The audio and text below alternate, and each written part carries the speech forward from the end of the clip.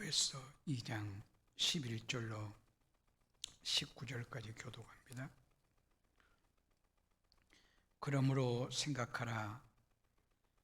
너희는 그때 육체로는 이방인이요 손으로 육체에 행한 할례를 받은 무리라. 칭하는 자들로부터 할례를 받지 않은 무리라. 칭함을 받은 자들이라. 그때 너희는 그리스도 밖에 있었고 이스라엘 나라 밖의 사람이라. 약속의 언약들에 대하여는 유언이요 세상에서 소망이 없고 하나님도 없는 자이더니 이제는 전에 멀리 있던 너희가 그리스도 예수 안에서 그리스도의 피로 가까워졌느니라. 그는 우리의 화평이시니라. 둘로 하나를 만드사 막힌 담을 자기 육체로 하시고 법 조문으로 된 계명의 율법을 폐하셨으니 이는 이 둘로 자기 안에서 한 새 사람을 지어 화평하게 하시고 또 십자가로 이 돌을 한 몸으로 하나님과 화목하게 하려 하심이라. 원수된 것을 십자가로 소멸하시고 또 오셔서 먼 데 있는 너희에게 화평을 전하시고 가까운 데 있는 자들에게 평안을 전하셨으니 이는 그로 말미암아 우리들이 한 성령 안에서 아버지께 나아감을 얻게 하려 하심이라. 그러므로 이제부터 너희는 외인도 아니요 나그네도 아니요 오직 성도들과 동일한 시민이요 하나님의 권속이라. 아멘.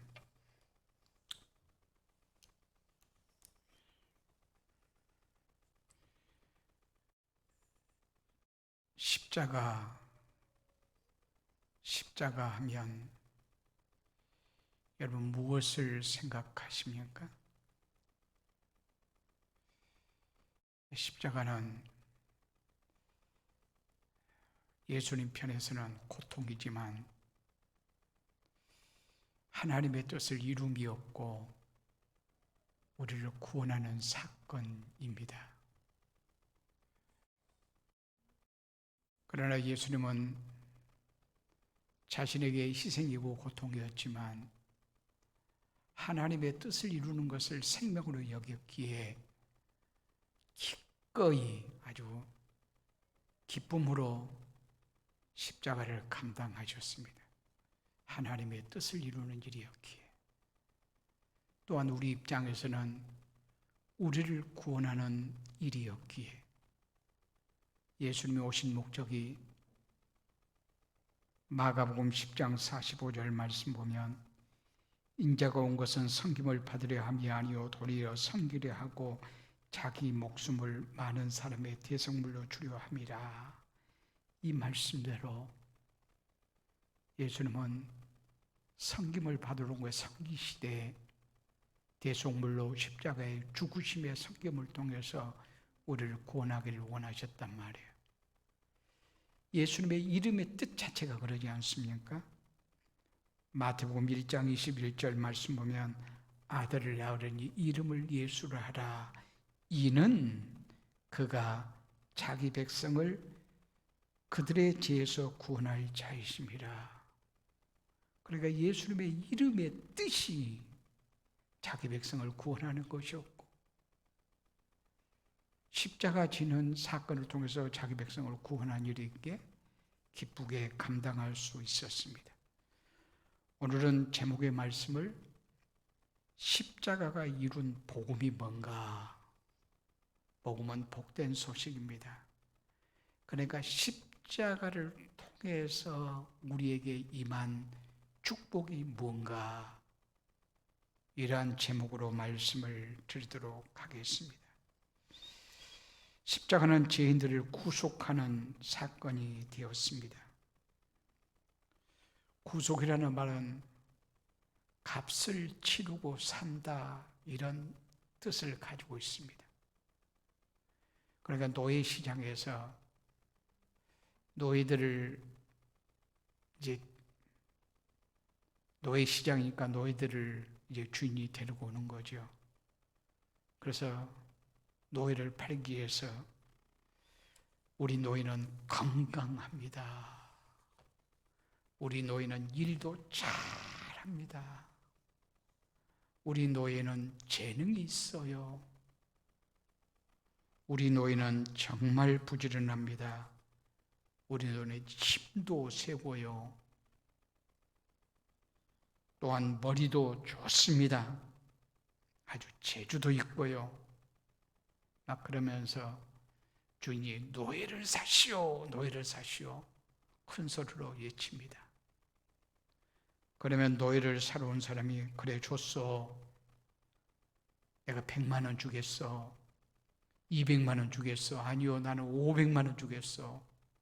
그리고 노예를 사게 되어집니다.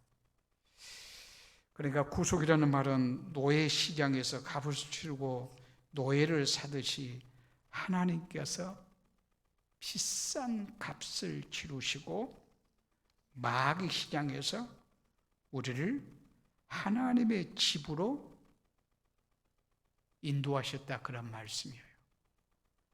마귀 집에서 살다가 마귀 시장에서, 노예 시장에서 이제 하나님이 어떤 값을 치르시고 예수 그리스도의 십자가의 값을 치르시고 노예 시장에서 사셨습니다.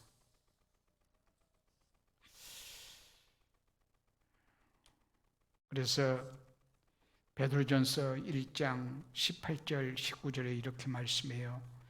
너희가 대속함을 받은 것은 은이나 금같이 없어질 것으로 된 것이 아니요, 오직 크묻고 점없는 어린 양 같은 그리스도의 보배로운 피로 된 것이라. 그리스도 예수의 피로 말미암아 이 값을 치르시고 우리 하나님께서 우리를 사셨다, 그런 말씀이에요. 이 구속의 결과는 무엇인가 하면 결국 주인이 바뀌는 거예요. 그러니까 우리가 구속받았다, 구원받았다라고 하면 무엇보다 중요한 것은 주인이 바뀌는 거예요. 전에는 마귀의 종이었어요.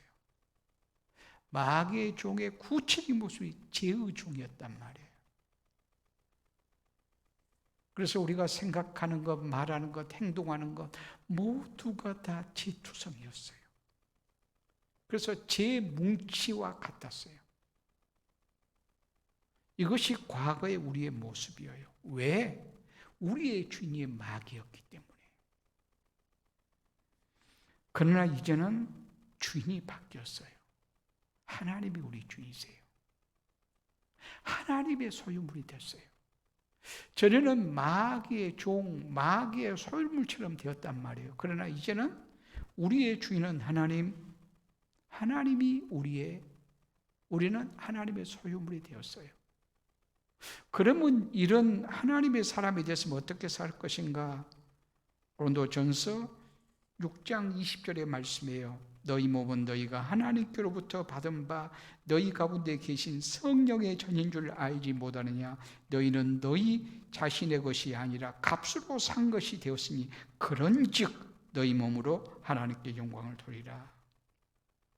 너희는 하나님이 값 주고 사셨어요. 어떤 값? 가장 비싼 값, 독생자 예수 그리스도의 핏값을 주고 샀으니 이제는 하나님의 것이고, 하나님의 것이면 이제는 하나님을 위해서, 하나님을 영광을 위해서 살라, 그 말이에요. 종은 주인의 소유물이에요. 종은 주인을 위해서 있는 자예요.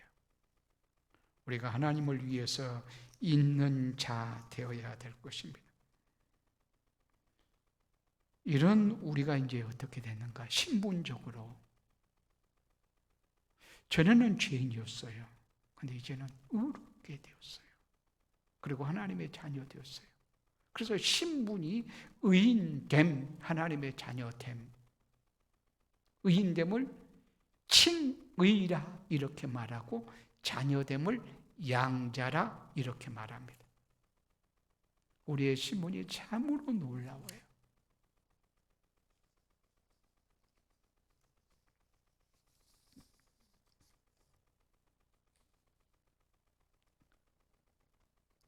로마서 3장 23절 말씀 보면 모든 사람이 죄를 범하였으며 하나님의 영광에 이르지 못하더니 그리스도 예수 안에 있는 구속으로 말미암아 하나님의 은혜로 값없이 의롭다 힘을 얻은 자가 되었느니라. 의롭다 힘을 얻은 자가 되었다, 이렇게 말씀해요. 죄인이 하나님으로부터 의롭다함을 받는 것은 굉장한 축복입니다. 우리가 사람과 사람과의 관계 속에서는 야, 이 사람이 의로워, 대단해, 이렇게 인정받아도 괜찮을 수 있어요. 서로 사람과 사람 사이는 비교를 하잖아요. 비교해서 나는 참 말하는 것이나 행동하는 것이 죄가 많은데 나보다 더 착하고 선하고 좋아 보이면 참 너는 의롭다, 그렇게 말해요. 우리가 그래요, 사람과의 관계에서. 그러나 도토리 기적이에요. 별 차이 안 나요.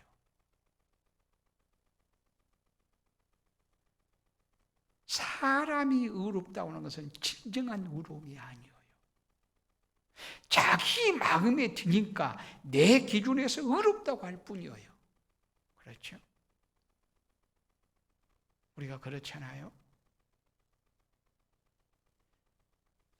저 사람이 아무리 나쁘고 못된 사람이어도, 아주 누가 봐도 못된 사람이요, 내게 해를 끼치지 않으면 나는 그 사람을 이쁘게 봐주고 싶어 해요. 그렇죠?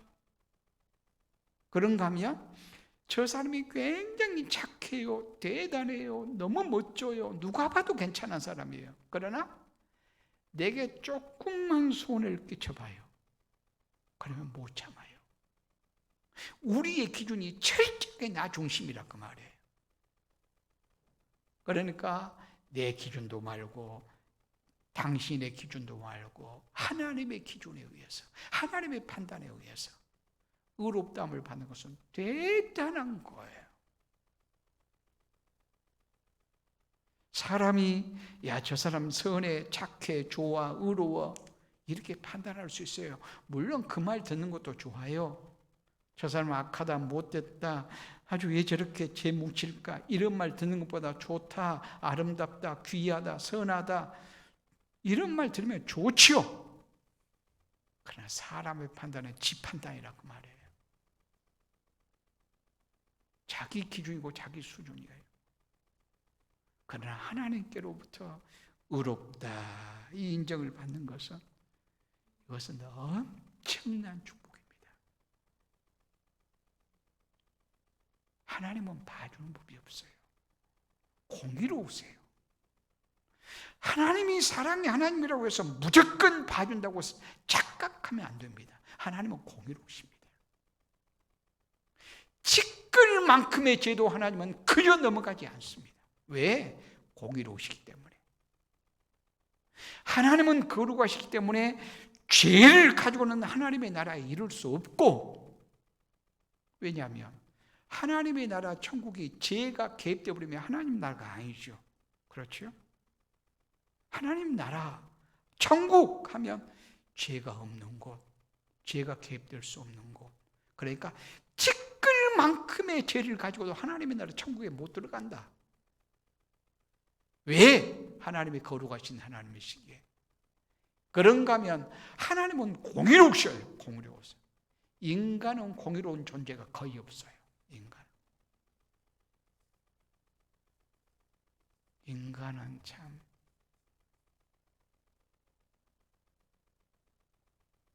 얼마나 불의한 줄 압니까? 재판을 하는 것도 보면요, 결과를 예측하기 힘들어요.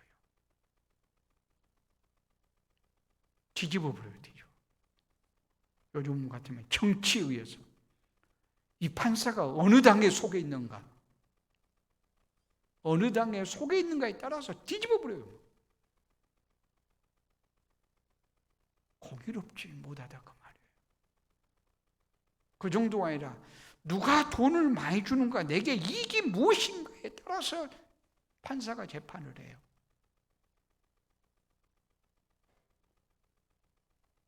그런가 하면 어떤 사건이 되고 내가 재판을 걸었어요. 그래서 내가 변호사 샀어요. 보통 우리 서민들은 300만 원, 500만 원 변호사 사지 않아요. 그 정도 정도를 줄 수 있는 사람 변호사 사요. 근데 저 사람, 그래가지고 이 판사가 100% 이긴대요, 100%. 판사 하는 말이. 그런데 꼭 이기는 것만은 아니에요. 저쪽 편에서, 높음에서 1억짜리 변호사를 사버리면 저쪽이 이겨요. 세상 일이에요, 세상.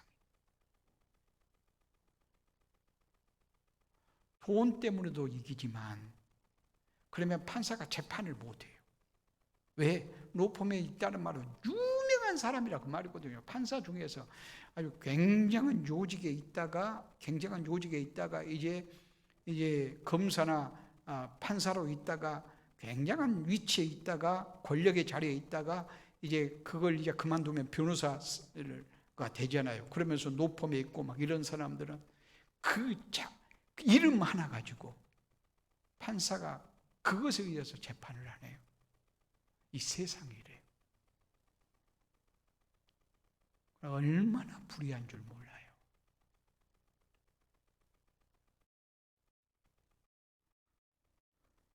그런데 하나님은 그런 법이 없어요. 공의로우세요. 공의로우세요.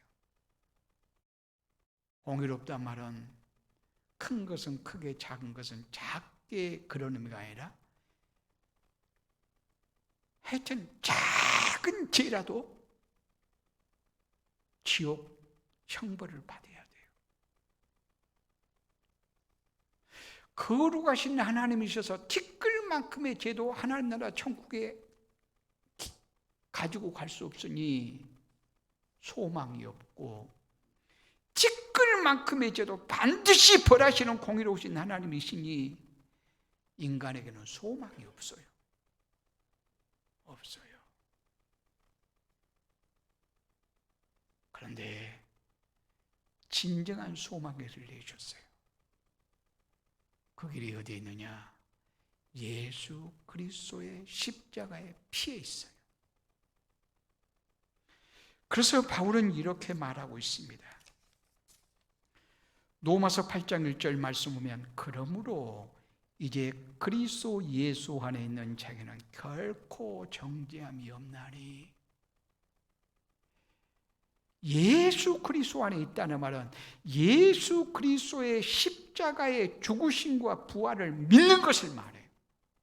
그러니까 예수를 믿으면 결코 정죄함이 없다는 말은 법적 용어인데, 누구도 죄 있다 말할 수 없다 그 말이에요. 누구도.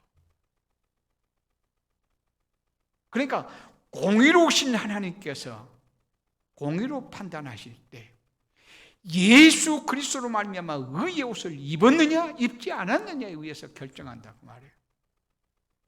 그러면서 바울은 로마서 8장 33절 34절 말씀 보면, 누가 능히 하나님께서 택하신 자들을 고발하리요? 의롭다 하시는 하나님이시니 누가 정죄하리요? 하나님이 의롭다 말씀해 주시는데 누가 정죄할 수 있겠냐? 하나님이 의인이다. 이 가정은 의인의 가정이야. 이 사람은 의인이야. 하나님께서 선언하시냐? 누구도 아니야 라고 말할 수 없다 그 말이에요. 하나님이 법정으로 말하는 판사이세요. 판사이죠. 하나님은 공의로우세요. 돈 때문에, 인간의 정 때문에, 뭐 저 사람의 권력 때문에 봐주는 법이 없어요. 내게 일권이 어떨 건가 그런 것으로 봐주는 법이 없어요. 오직 하나님은 누구에 의해서 진정한 변호사를 누구로 삼느냐 그거예요. 하나님은 진정한 변호사는 예수 그리스도예요. 예수 그리스도라, 그 말은 예수 그리스도가 우리를 변호하십니다. 무엇으로? 자신의 십자가의 피로.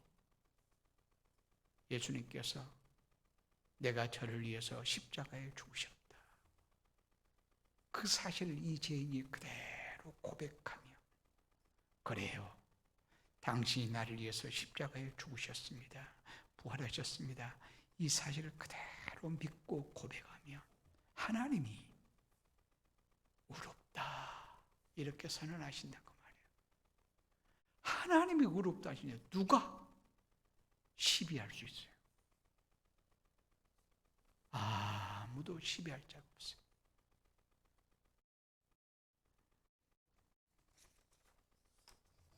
그러니까 예수 그리스도의 십자가로 말미암은 복음은 정말 대단한 거예요.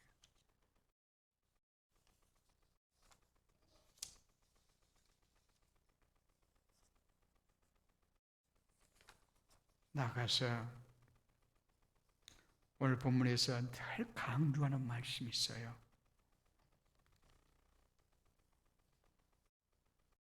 13절 말씀 보면 이제는 전에 멀리 있던 너희가 그리스도 안에서 그리스도의 피로 가까워졌느니라. 가까워졌다. 이 말은 하나님과 가까워졌다고 말이에요. 무엇으로? 그리스도 예수의 피로. 이 말을 다른 말로 말하면 사이가 좋아졌다고 말이에요. 조금 더 어렵게 말하면 관계가 회복됐다고 말이에요.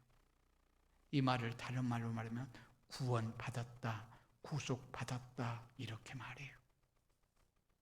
이 말을 다른 말로 하면 하나님과 화목되었다, 화해되었다 이런 말로 말할 수 있어요. 그러면서 14절에 말해요. 그는 우리의 화평이신지라. 둘로 하나를 만드사 원수된 것 곧 중간에 막힌 담을 자기 육체로 하시고, 중간에 막힌 담을 예수님께서 자기 육체로 헐으셨어요. 그것이 뭐죠? 중간에 막힌 담, 예수님께서 자기의 육체로 이걸 헐어버렸어요. 자기 육체로라 이 말은 십자가의 죽음으로 중간에 막힌 담을 헐었어요. 중간에 뭐가 막혔어요? 휘장으로 막혔어요. 성소와 지성소 사이에 휘장이 있어요. 근데 예수님이 십자가에 죽으실 때 휘장 위에서부터 밑으로 찢어지는 거예요. 휘장은 굉장히 질긴 가죽으로 돼 있는데 하여튼 수십 명이 양쪽에서 잡아당겨도 찢어지지 않는 아주 강한 질긴 가죽으로 돼 있어요. 근데 이 가죽이 칼로도 아니고 사람이 잡아당겨서 아니고 예수님께서 십자가에 죽으실 때 휘장이 갈라진 거예요. 그런데 지성소에는 대제사장이 대속죄일 날 1년에 한 번 들어갈 수 있는 곳이에요. 누구도 들어갈 수 없어요. 그런데 예수 그리스도의 십자가로 말미암아 휘장이 찢어 있단 말이에요. 전에는 막혀 있었어요. 담이 막혀 있었어요. 휘장이 쳐져 있었어요. 그런데 이제는 휘장이 찢어짐으로 말미암아 십자가에 죽으신 휘장이 찢어짐으로 누구든지 하나님 앞에 나갈 수 있어요. 그래서 마틴 루터가 굉장히 중요하게 강조한 것 중에 하나가 뭐냐면 만인 제사장설. 제사장은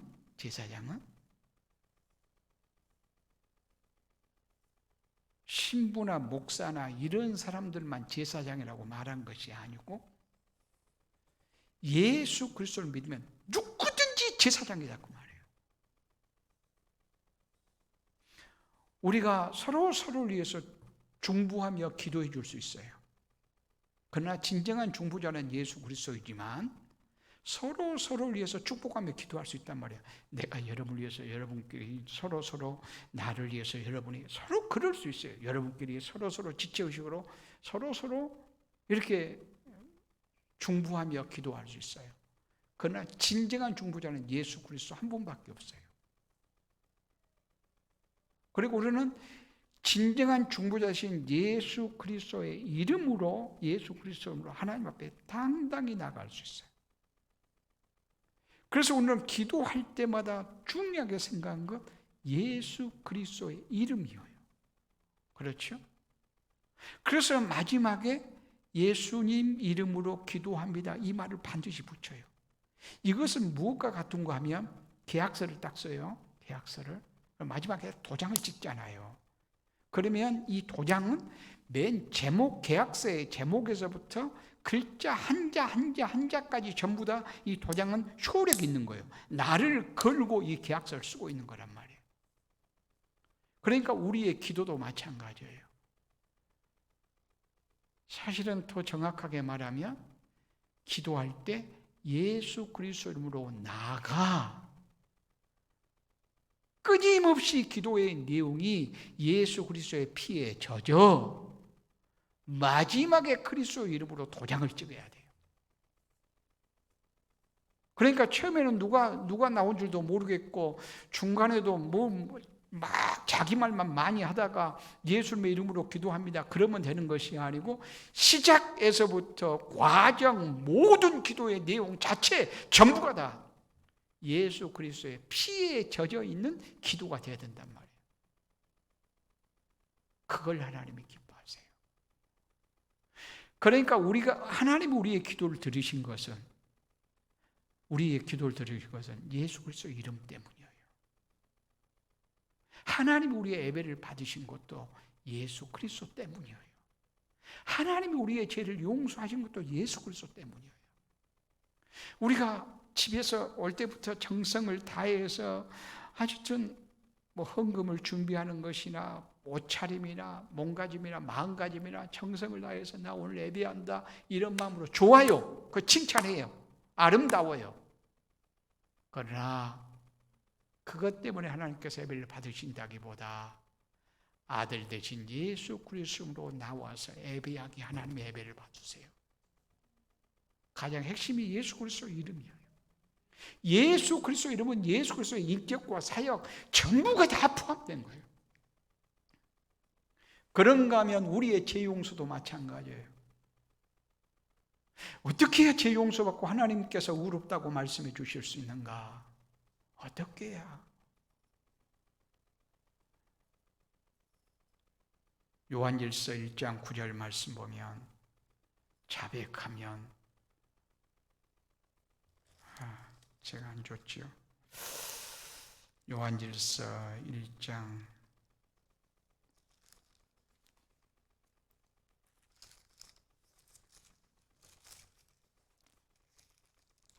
9절 말씀을 보면요,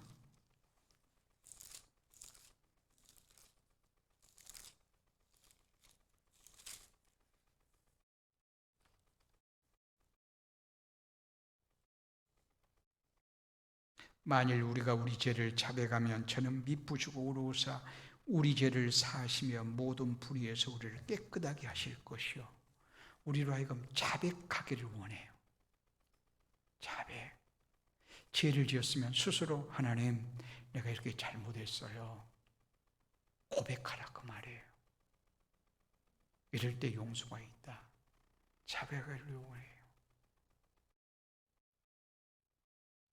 그런데 자백보다 더 중요한 것이 있어요. 제3을 받은 근거는 자백보다 10배, 100배 중요한 것이 뭐냐면 예수 그리스도의 피예요.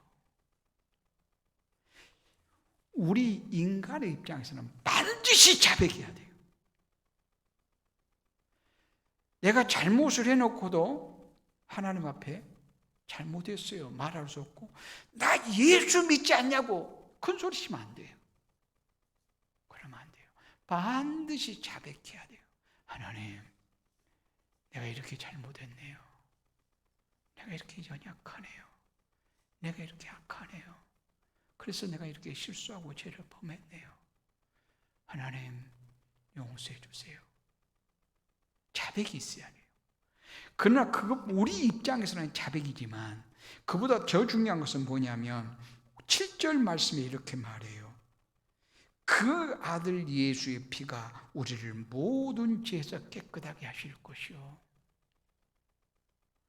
그러니까 제3의 근거는 자백 꼭 있어야 돼요. 꼭 있어야 돼. 우리 스스로 자백하는 거. 그러나 그보다 10배, 100배 더 수능하면 뭐 예수 그리스도의 피요. 예수 그리스도의 피 때문에 용서가 있다 그 말이에요. 어떤 사람이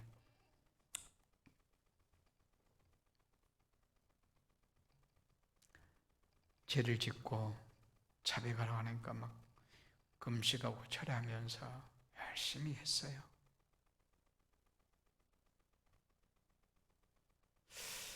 막 장사를 하면서 막 거짓말 많이 하고 막 사람 속이면서 막 그렇게 했어요. 그러니 연말이 딱 되니까 막 고통스럽거든요. 힘들어. 내가 예수 믿는데 거짓말도 너무 많이 하고 사람들도 너무 많이 속였다. 그 생각이 들어서 진보들에 싸고 기도원에 가요. 나 3일 금식해야지. 그러면서 막 가슴을 치면서 얘기해요.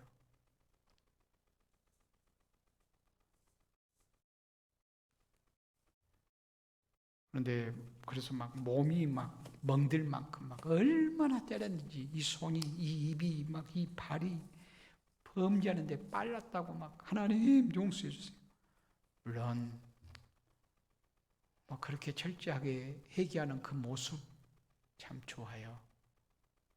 그러나 10배, 100배 소중한 것은 예수 그리스도의 피여요. 그분이 나를 위해서 십자가에 죽으심으로 내가 죄 용서받고 하나님의 자녀 되었다고는 사실 그대로 믿는 거예요. 믿으면 예수의 생명 가운데 내가 구체적으로 이제 그 다음에 살아야 돼요. 아까 전에 기도원에 가서, 아니 교회 가서 철회하면서 금식하면서 막 기도를 했다. 그래 놓고 또 가서 장사하면서 또 거짓말하고 있네요. 또 옆 사람하고 막 계속해서 싸우고 분쟁하고 이러면 안 돼요.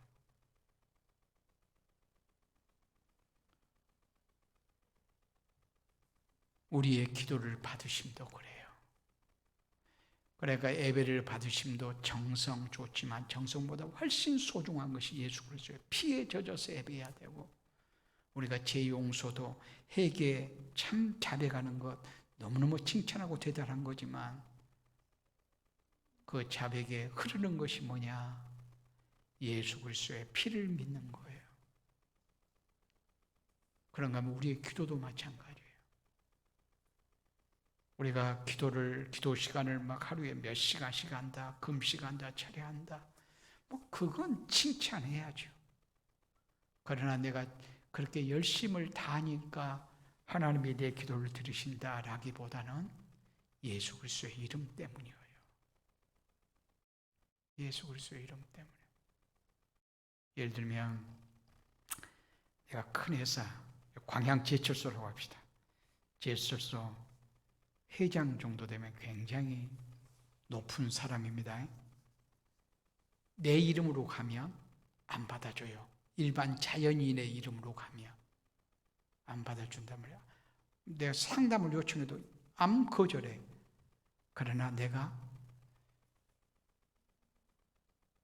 대통령의 이름으로 가면 거절할 수 있나요? 거절할 수 없잖아요. 내 스스로는 아무리 힘쓰고 노력해도 거절한단 말이에요.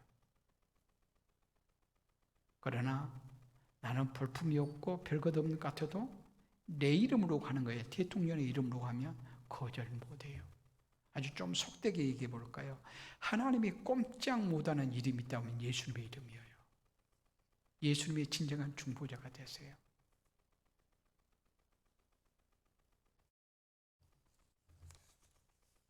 그래서 예수님은 여기 오늘 본문의 말씀에도 보면 하나님과 우리 사이의 원수였는데 우리 스스로 원수를 맺는 거예요. 이 막힌 담을 예수님의 피로 소멸하셨어요. 자기 육체로 그것을 소멸하시고 여기 6절도 보면 십자가로 이 둘을 한 몸으로 하나님과 화목하게 하려 하심이라. 원수된 것을 십자가로 소멸하시고 십자가로 소멸하셨다.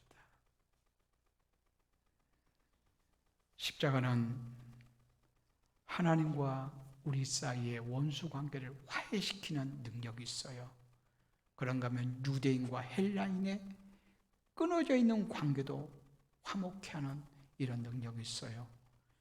그런가 하면 십자가는 골로새 1장 20절 말씀 보면 그의 십자가의 피로 화평을 이루사 만물 곧 땅에 있는 것들이나 하늘에 있는 것들이 그로 말미암아 자기와 화목하게 되기를 기뻐하심이라. 그래서 십자가는 자연 만물까지 화목케 하는 이런 놀라운 역사가 있다. 우리 인간이 범죄함으로 인간만 에덴 동산에 쫓겨난 것이 아니에요. 인간만 에덴 동산에 쫓겨난 것이 아니고 친구 같았던 짐승들도 맹수로 변한 거예요. 그러면 짐승들만 맹수로 변했는가? 자연 만물까지 땅은 가시와 엉겅퀴를 생산해내는 거예요. 그러니까 인간의 범죄는 모든 것에 무너짐이에요. 모든 것을 파괴시켜요. 인간의 회복은 모든 것의 회복이에요. 그러니까 나 한 사람이 하나님과 화목되었다, 회복되었다, 화해되었다, 이것은 엄청나게 중요해요. 그래서 예수를 믿고 안 믿고는 이것은 내가 예수 믿어서 천국 가, 하나님 나라 간다, 하나님의 자녀 됐다, 이 정도에서 끝나는 것이 아니고 이것은 이 세상을 축복하는 일이고 자연 만물까지 축복하는 일이 예수 믿는 일이라. 그러니까 나의 책임이 엄청나게 큰 거예요. 그래서 우리 예수 믿는 사람들 하나님과 화해됐잖아요. 화목되었잖아요. 이런 자에게 화목의 직책을 주었다라고 이렇게 또 말씀해요. 우리는 곧 화목의 직책을 가지고 있다 그 말이에요. 무엇까지? 자연 만물까지 화목해야 될 직책을 가지고 있다. 자연 만물까지. 그런데 무엇보다 소중한 것은 하나님과의 관계예요. 하나님 안에 살아야 되니까. 그리고 그 다음에 소중한 것은 인간과의 관계예요. 사람과 사람의 관계예요. 그래서 우리는 이 세상을 살아가면서 우선시해야 될 것이 뭐냐면 이제 사람 따라 다른데 일이냐 사람이냐 했을 때 사람이어야 돼요. 일을 위해서 사람을 써야 되는 것이 아니고 사람을 위해서 일을 만들어서 시켜야 맞아요. 일이 우선이 아니라 사람이 우선이어야 된다 그 말이에요. 사람이 소중해서 사람 때문에 사람이 귀해서 일을 만들고 일을 시키고 이렇게 해야지 내 일을 성취해서 사람을 부려먹는 식으로 되면 이것은 안 맞아요. 그리스도인의 태도가 아니에요. 그래서 우리가 어떤 문제를 볼 때도요, 무엇을 해결하려고 하면 초점을 항상 문제에다 둬요. 그렇죠? 어떤 것을 해결해야지. 그러면 초점이 문제에 있어요, 문제.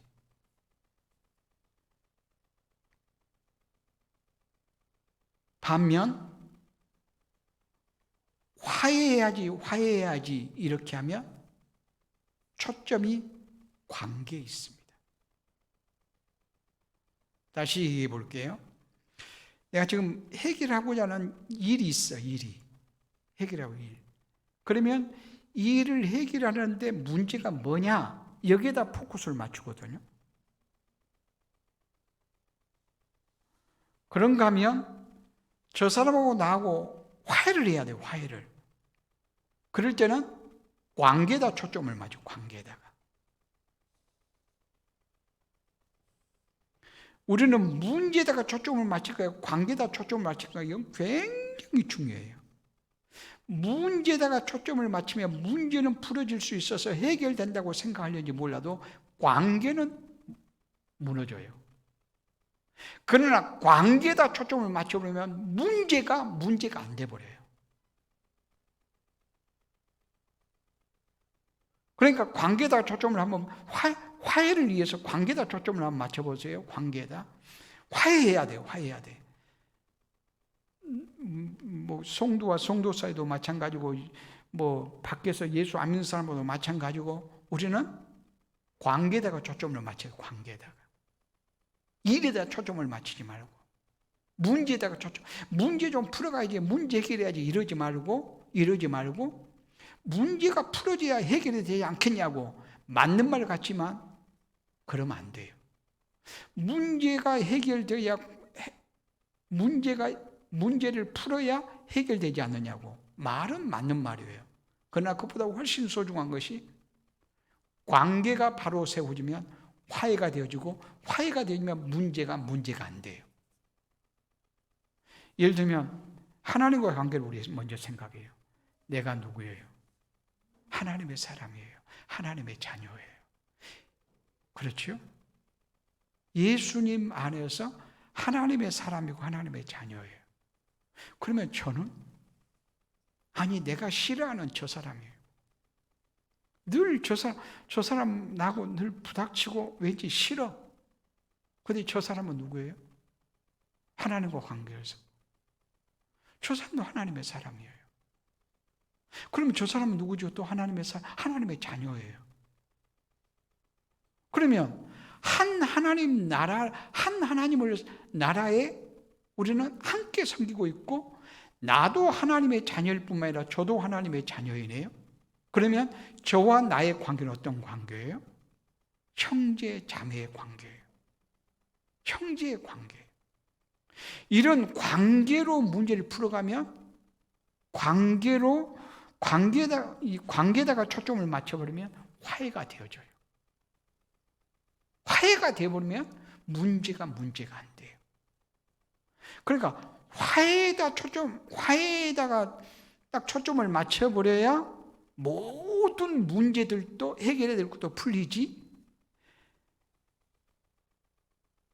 무엇인가를 해결하기 위해서 문제만 가지고 우리가 해본다고 해서 문제만. 그럼 옳고 그름에 의해서 무엇인가를 풀려고 그럴 거예요. 그럼 문제는 풀어졌어요. 문제는. 그러나 관계는 더 무너져요.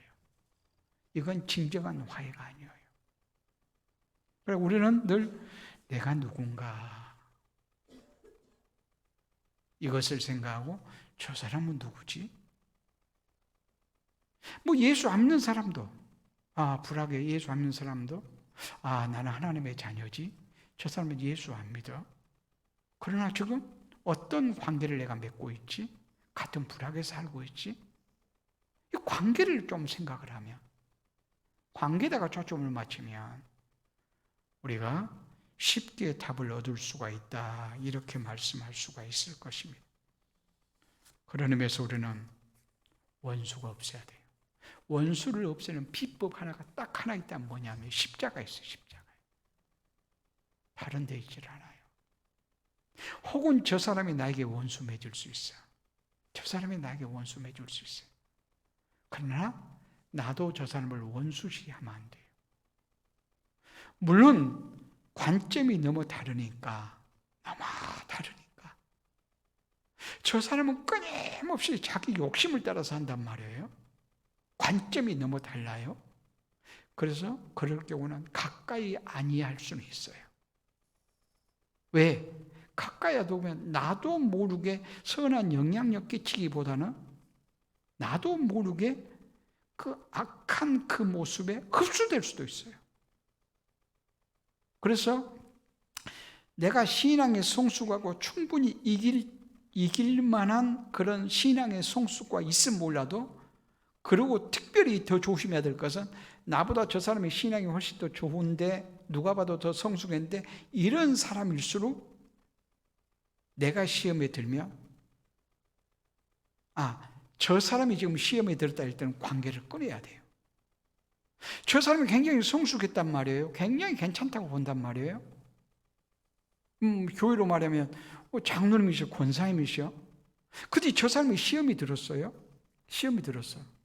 시험이 들었으면 어쩌냐면 늘 원망과 불평이 나와요. 근데 그것이 어떨까요?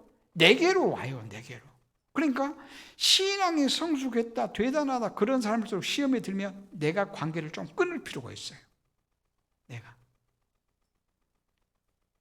그리고 내가 신앙이 성숙했는데 내가 그래도 대단하게 부하지는데 내가 목사인데 내가 그래도 누가 봐도 내가 신앙 괜찮다고 생각하지 않느냐? 근데 내가 시험에 들었어요. 내가 시험에 들었으면 현상이 어쩐다고요? 원망과 불평이 나와요. 내게서. 그러면 내가 신앙이 연약한 사람을 만나면 안 돼요. 왜요? 내가 신앙이 연약한 사람을 만나면 어떨까요? 내가 원망과 불평이 막 나와요. 내게서 막 쏟아나온 것이 막 원망하고 불평하고 막 시험에 들면 그러니까요. 그거이 나와. 그러면 저 사람이 어떨까요? 그 안 좋은 영향을 받게 돼 있어요. 그러니까 우리가 진정으로 사랑한다면 내가 신앙이 성숙했으면 신앙이 성숙한 자라고 누구에게 인정을 받는다면 내가 시험에 들면 일단 사람과 관계를 좀 차단할 필요가 있어요. 하나님과 나와의 관계만을 맺어가야 돼요. 그렇죠? 그러니까 신앙이 성숙했다고 자신이 생각한다면 시험에 들면 될 수 있으면 사람과 만남을 차단하고 주님과 더 친밀한 교제를 하도록 해야 될 것이고, 저 사람이 신앙이 성숙했다고 싶으면 그런데 시험에 들면 낼 수 있으면 시험에 드는 그 기간은 내가 가까이 하는 것을 좀 그만하는 게 필요해요. 그러나 원수로 삼아서는 안 된다고 말해요. 누구도 나의 원수는 없어요. 원수가 있어서는 안 돼요. 그것은 나를 축복하는 것이 아니고 나를 저주하는 거예요. 그러니까 내가 누구를 막 저주하고 싶어? 막 원수지하고 싶어? 이것은 내가 나를 원수로 삼는 것이고 내가 나를 저주하는 것이다. 이렇게 우리가 생각하면서 주님께서 십자가로 말미암아 화해의 복음을 우리에게 주셨으니 화해를 힘써 지키는 우리 모두가 되어줄 수 있기를 바랍니다. 기도하시겠습니다.